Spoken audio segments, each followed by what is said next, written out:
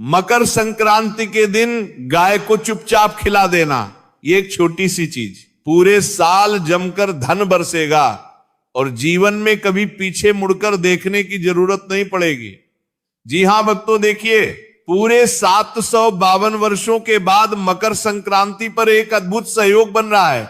यदि आपने चुपचाप बिना किसी को बताए गाय को ये एक छोटी सी चीज खिला दी तो तुम्हारे 7 जन्मों के पितृ दोष दूर होंगे, ग्रह दोष दूर होंगे, वास्तु दोष दूर होगा और तुम्हारे जीवन में जो भी दुख है, तकलीफ है, दर्द है, वह सभी चीजें जड़ से मिटेंगी। और मित्रों, जीवन में इतना धन आएगा कि संभाले नहीं संभाल पाओगे। ना अन्न की कमी होगी और ना धन की कमी होगी। जी हां, देखिए आज इस उपाय की व्याख्या मैं इस वीडियो में करने वाला हूं।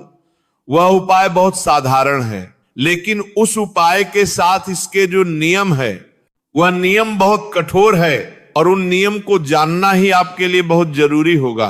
क्योंकि देखिए उपाय तो लोग आसानी से कर लेते हैं, लेकिन उपाय करने के बाद उन संकल्पों का ध्यान नहीं कर पाते हैं जो संकल्प उपाय से संबंधित होते हैं। देखिए वह गुप्त चीज आखिर क्या है जो आपको गौ माता को खिलानी है और मकर संक्रांति और गौ माता का संबंध क्या है, ये बात भी मैं इस वीडियो में आपको बताऊंगा। तो देखिए मेरा आपसे हाथ जोड़कर एक छोटा सा अनुरोध है कि आप सभी इस छोटी सी वीडियो को शुरू से लेकर अंत तक ध्यान से जरूर देखना, क्योंकि इस वीडियो में मैं आपको बताऊंगा कि गौ माता और मकर क्या संबंध है, उपाय से संबंधित नियम, सावधानियां और संकल्प जो आपके लिए जानना अति आवश्यक है। यह भी बताऊंगा कि ये उपाय किस तरह से किन किन मार्गों से आपको लाभ देगा।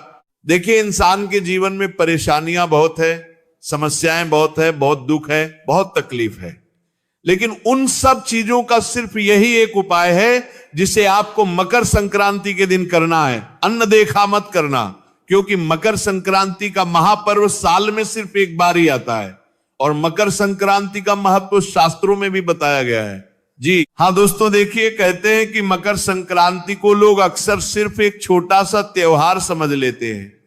लोग पूरे दिन पतंग उड़ाते हैं, घर में पकवान बनाते हैं, लेकिन देखिए पतंग उड़ाने और पकवान बनाने के अलावा भी एक ऐसा गुप्त उपाय है जो आपको मकर संक्रांति के दिन करना है। जी हाँ, सच ये है कि ये साल का सबसे गहरा और सबसे असरदार मोड़ होता है, क्योंकि मकर संक्रांति सिर्फ एक साधारण दिन नहीं है। इसी दिन सूर्य की चाल बदलती है, इसी दिन प्रकृति का एक नया हिसाब शुरू होता है। जी हाँ दोस्तों, देखिए प्राचीन काल में पुराने समय के लोग इसे बहुत गंभीरता से लेते थे, क्योंकि उन्हें पता था कि इस दिन की गई छोटी सी गलती पूरे साल पर भारी पड़ सकती है। इस दिन का महत्व इसलिए और भी बढ़ जाता है क्योंकि इस साल का सबसे पहला त्योहार हो। दोस्तों की इस दिन की गई छोटी सी गलती भी पूरे साल पर भारी पड़ सकती है और इस दिन किया गया छोटा सा सही काम पूरे साल का सहारा बन सकता है। मकर संक्रांति का असली मतलब है रुकावट से निकलना, ठहराव को तोड़ना और जीवन में आगे बढ़ना। इसीलिए हमारे बुजुर्ग कहते थे कि इस दिन जो बीज बोया जाता है वही पूरे साल फल देता है, अर्थात जो उपाय किया जाता है वही उपाय पूरे साल हमारी जीवन की व्यवस्था को सुधारना है। दोस्तों इसीलिए देखिए इस दिन दान का भी बहुत महत्व होता है। पुराने काल से ही लोग मकर संक्रांति के दिन दान करते आ रहे हैं। इस दिन अन्नदान, संयम और व्यवहार पर बहुत ध्यान दिया जाता है, क्योंकि धन केवल पेशे से नहीं बनता है, धन बनता है सोच से, कर्म से और समय की समझ से। जी हाँ दोस्तों, आपने देखा होगा कि बहुत लोग साल भर तक मेहनत करते हैं, खून पसीना बहाते हैं, लेकिन फिर भी पैसा नहीं टिकता है। अन्न होते हुए भी घर में कमी की भावना बनी रहती है और धन बनता है सोच से, कर्म से।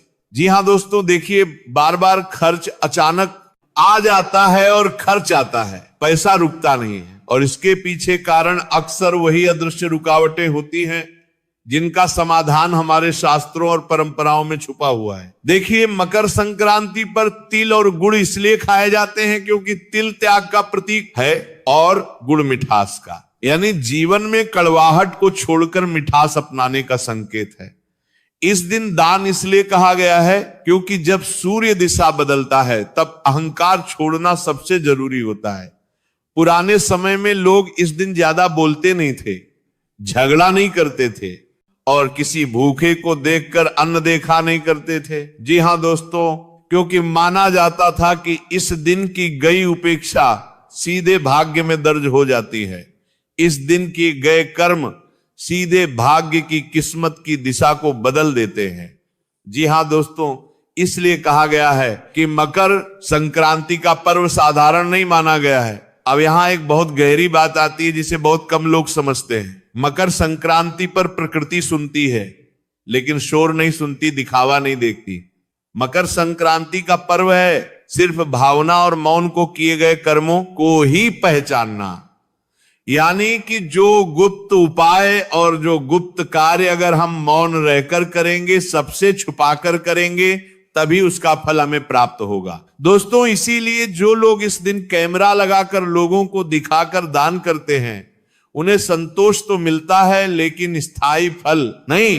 क्योंकि देखिए, आज के समय में लोगों ने दान पुण्य को भी एक ट्रेंडिंग टॉपिक बना दिया है। गौशाला में लोग जा रहे हैं तो वहां पर फोन निकाल कर खड़े हो जाते हैं, गाय माता को चारा खिलाते हैं, किसी अन्य और धन का किसी गरीब को दान कर रहे तो उनके साथ फोटो खिंचवाते, वीडियो बनाने लग जाते हैं, लोगों को दिखावा करते हैं। लेकिन शास्त्रों में बताया गया है कि दो चीजें हमें हमेशा लोगों से छुपा कर करना चाहिए। पहला दान और दूसरा पूजा पाठ और ध्यान। क्योंकि ये दो चीज जितनी छुपी हुई रहेंगी उतना फल आपको मिलेगा जल्दी ही। तो देखिए कि अब धीरे धीरे मैं आपको उस दिशा में ले जा रहा हूं जहां असली रहस्य छुपा है। लेकिन उससे पहले यह समझना जरूरी है कि गाय को हमारे शास्त्रों में इतना ऊंचा स्थान क्यों दिया गया है। जी हां दोस्तों, क्योंकि देखिए ये उपाय सिर्फ गौ माता पर ही निर्भर करेगा और उस इंसान पर निर्भर करेगा जो इंसान ये उपाय कर रहा है। तो आज ये उपाय किस तरह से अपनी दिव्य शक्ति तुम्हें दिखाएगा, ये उपाय किस तरह से तुम्हारे जीवन से अंधकार को मिटाएगा, ये उपाय किस तरह से तुम्हारे जीवन में खुशियों की रोशनी लेकर आएगा। हर एक बात समझ लेना, हर एक बात अच्छे से सुन लेना।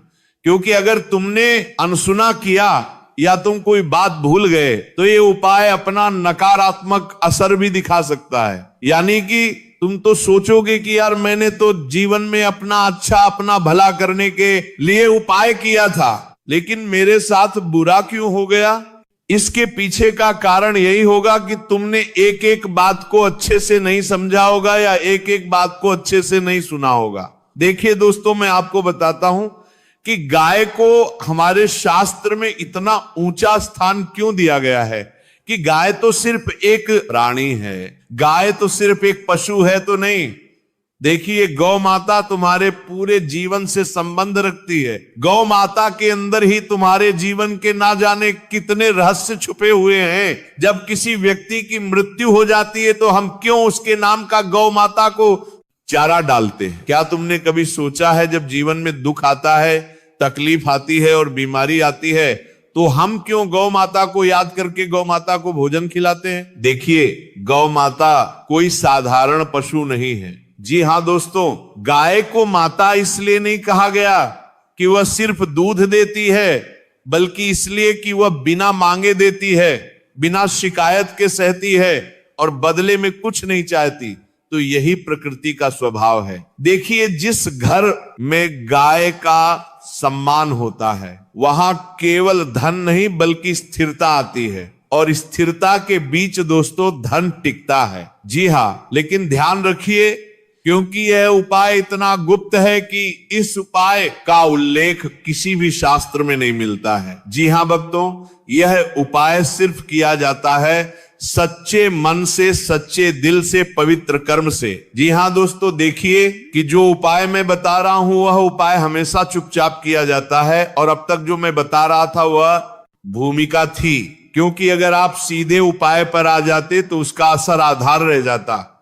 अब ध्यान से सुनिए, क्योंकि यहां से बात गुप्त हो जाती है और यहीं से इस उपाय का असली महत्व और इस उपाय की असली प्रक्रिया शुरू होती है। जी हां दोस्तों, बता देता हूं कि सबसे पहले तो मकर संक्रांति का जो दिन है, उस दिन आप सुबह ब्रह्म मुहूर्त में उठिए।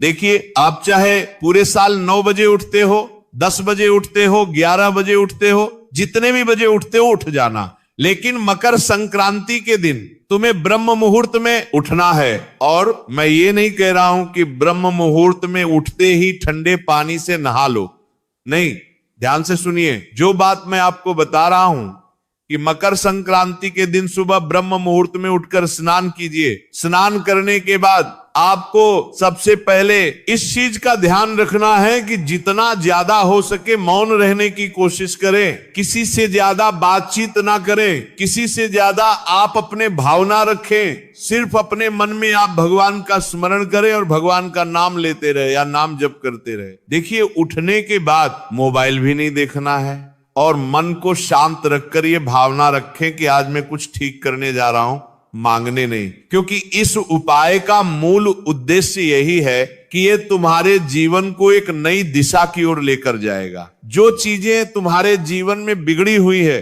उन्हीं चीजों को यह उपाय सुधारेगा। जी हां दोस्तों, देखिए, मन में आपको यही भावना रखनी है कि आज मैं कुछ ठीक करने जा रहा हूं, मांगने नहीं जा रहा हूं। इसके बाद गाय के लिए जो चीज बनाई जाती है वह देखने में बहुत साधारण होती है, इसीलिए लोग इसे हल्के में लेते हैं, लेकिन यही इसकी ताकत है। देखिए, जो चीज मैं बता रहा हूं वो चीज बहुत साधारण है और उस चीज के बारे में आपको आज से पहले किसी ने नहीं बताया होगा।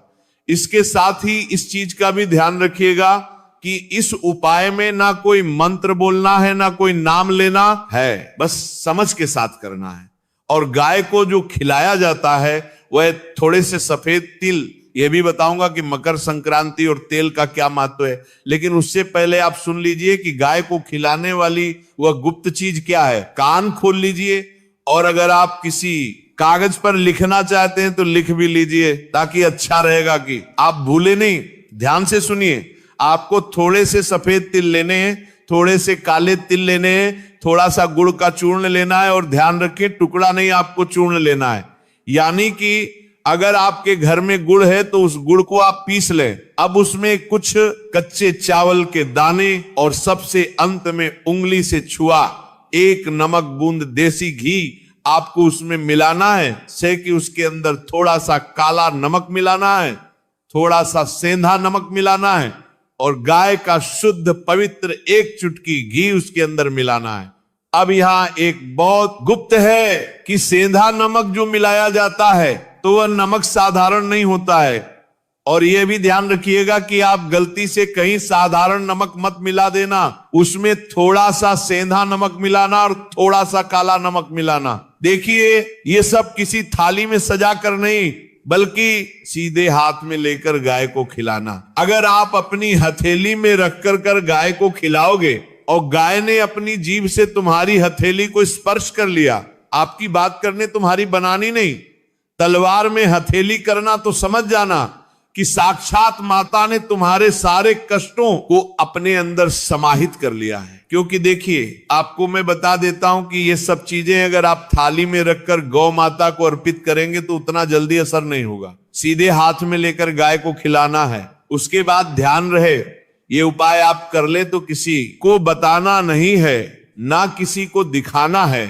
और सबसे जरूरी बात, खिलाते समय कोई इच्छा नहीं बोलनी है, बिल्कुल खाली मन रखना है, शांत मन रखना है। मन में किसी के प्रति ना तो नकारात्मक भाव उत्पन्न हो, ना किसी के प्रति हम गलत सोचे, ना किसी के प्रति अच्छा सोचे, खाली मन रखना है।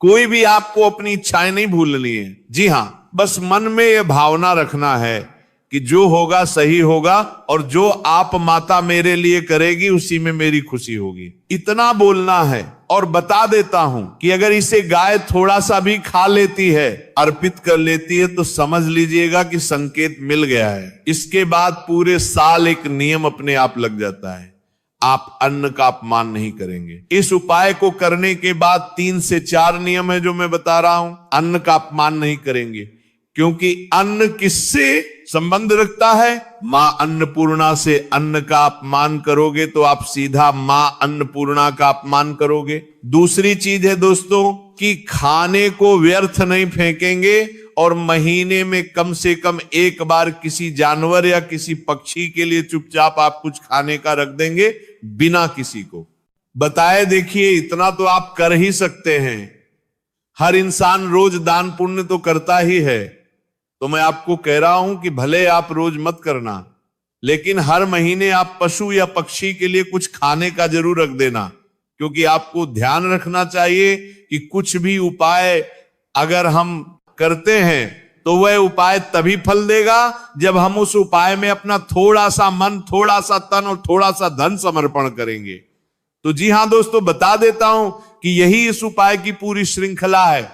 यह कोई चमत्कार नहीं बल्कि संतुलन है, और जब संतुलन बनता है तो अन्न और धन अपने आप रास्ता ढूंढ लेते हैं। तो यही कारण है कि पुराने लोग बिना ज्यादा कमाए भी कभी खाली नहीं रहते थे। मकर संक्रांति का यही असली रहस्य है। कम बोलो, सही करो और समय पर करो। जो इस बात को समझ गया उसके घर में कमी शब्द धीरे धीरे खुद ही निकल जाता है। जी हां दोस्तों, देखिए, मकर संक्रांति के दिन अगर आप इस उपाय को करेंगे तो यह उपाय आपको बहुत जल्दी लाभ देगा, और उस लाभ की सीमा भी यह उपाय तय करेगा कि कितनी मात्रा में देना है और कैसे देना है। इसके बाद देखिए, मैं आपको बताता हूं कि यह उपाय किस तरह अपना असर दिखाएगा। देखिए दोस्तों, मैं ये नहीं कह रहा हूं कि इस उपाय को करने के बाद तुम रातों रात करोड़पति बन जाओगे, अरबपति बन जाओगे, तुम्हारी लॉटरी लग जाएगी। नहीं, देखिए, यह उपाय रातों रात करोड़पति बनने का नहीं है, बल्कि इसका असर वहां दिखता है जहां असली परेशानी होती है। पैसा आते हुए भी रुकता नहीं है, बेवजह खर्च निकल जाता है, मेहनत के हिसाब से फल नहीं मिलता है। यानी कि जितनी भागदौड़ हम जीवन में करते हैं, जितनी मेहनत करते हैं, जितना पसीना बहाते हैं, उसके अनुसार हमें फल नहीं मिलता है। तो इस उपाय के बाद से सबसे पहले यही महसूस होता है कि पैसे का बहाव सुधारने लगता है, खर्च सोच समझकर होने लगता है, और अचानक होने वाले नुकसान कम होते हैं और धीरे धीरे बचत बनने लगती है। यानी धन आता भी है और धन आपके जीवन में टिकने भी लगता है। साथ ही दोस्तों देखिए कि अगर मैं बात करूं कि इस उपाय से आपके घर परिवार में क्या असर होगा, तो देखिए, घर और परिवार के मामले में इसका बहुत गहरा असर होता है, क्योंकि धन की कमी पहले मन में अशांति आती लाती है, और इस उपाय के बाद घर का माहौल धीरे धीरे शांत होने लगता है। बेवजह के झगड़े कम होते हैं, घर में बैठने का मन करने लगता है, और एक दूसरे की बात सुनने की क्षमता बढ़ती है। कई लोगों को यह भी अनुभव होता है कि घर में अन्न की बरकत बढ़ जाती है और थोड़े काम में चलन होता है, और भोजन की कदर अपने आप होने लगती है।